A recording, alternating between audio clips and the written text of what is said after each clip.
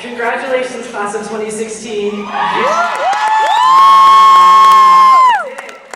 And welcome, family, friends, and teachers to our commencement ceremony. I apologize that we couldn't have our ceremony on campus. Another high school is using our football field this evening. My name is Xavier. I'm a senior in the Musical Theater Conservatory. And this fall, I will be attending Pace University, where I will be studying musical theater. In the next few minutes, standing before you, I would like to take the time to talk to you about love. Let me start at the beginning. It was like any other love story. It was the first grade. We met in a theater, and from the first moment I saw the lights, costumes, and dancing, I knew I had it bad. I fell madly in love with performing, and the rest quickly became history. Yes, I followed my love like a prince after his princess. I crossed through dance classes, I dreamed through voice lessons, I plunged through tech weeks, and I even dared of dreaming of going to the Orange County School of the Arts. Before I continue my story, I want to ask if any of you have ever been in love. Raise your hand if you've ever been in love. Well, then you know that when you're in love, that person becomes the single most important thing in this whole entire world that matters, right? You have this tunnel vision mentality, and you will stop at nothing until you get what you want. Like any respectable prince in pursuit of his maiden, I had to get my parents' permission first. Hey mom, hey dad, can I audition for the Orange County School of the Arts? No, I was told no.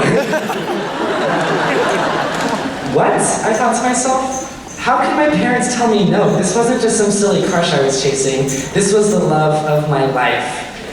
By this time, I had gone to the musical theater summer intensive at OCSA, and I thought I knew everything there was to know about it. I knew that there were student DJs on 10th Street. I knew that the cafeteria was on the second floor. They served iced coffee and hamburgers. And if I went here, I would be surrounded by insanely driven people, each following their own unique love. So, how was I going to get my parents to say yes? I've come to find that most times it's just a matter of perspective. I saw their no as an opportunity to show them how much performing meant to me, and ultimately, that OCSA was the next step in my journey. So, with a flashlight and a broomstick in my hand, I did these musical performances of Wicked in my living room in Xavier.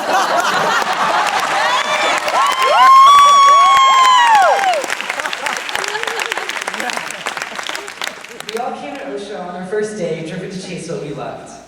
You came because you love to dance, and you came because you love to cook. You came because you love to design, and I came because I love theater. For us, our love for our own respective art burned within us. It ignited this flame that made us these crazy superheroes that could take on any obstacle in our path. It was our passion that gave us the endurance for all those early mornings on the way to school. With our drive, we tackled 10-hour school days, extracurriculars, volunteer work, jobs, college apps, you name it, we conquered it. It's funny how, in our journey to chase what we loved, we fell in love with a few other things along the way. Now, standing before you on the night of our graduation, I look out and I see something more. I don't see just a musician, or just an artist, or just a creative writer. I see directors who love to dance. I see digital artists who love to sing. I see actors who love to make music. OCSA was not only the training ground for our future successes, it was the supportive environment that encouraged us to find other avenues of expression. Our community is so incredibly supportive of one another. I can't think of anywhere else in the world where I would be surrounded by incredibly talented kids who genuinely mean it when they say, hey, how are you doing today? To be a part of the OCSA community means you are surrounded by an amalgamation of bold artists that are not afraid to say who they love or what they love. That's what makes OCSA magic. Everyone is so fiercely in love with their art, they are not afraid to get their hands dirty and learn as much as they can. We are each other's football team, we are each other's cheerleaders. Every year we left our teachers' classrooms not only with a deeper understanding of their respective subjects, but with a relationship that extends beyond teacher-student.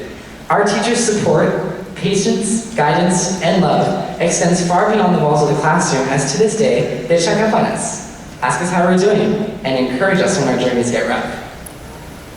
OCSA has also taught me another important lesson. You're going to need a thick coat of armor to protect you. Dragons and crocodile-filled moats are not the only obstacles out there, and since this is love we're talking about, rejection is somewhere on the horizon.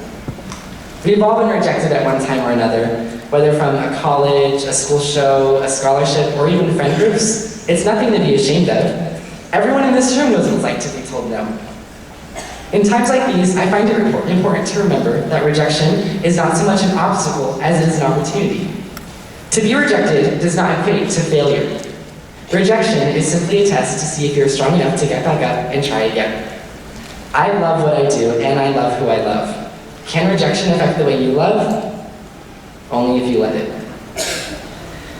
So, class of 2016, as you leave OCSA, as you venture off to follow your passion, I ask you, what will you chase? What will you stand up for in the face of rejection? I caution you to chase what you love and not to chase perfection. For unlike love, perfection does not sit in a tower waiting to be rescued. I encourage you to chase expression, chase creativity, chase friendship, chase family, chase art, chase love. Thank you.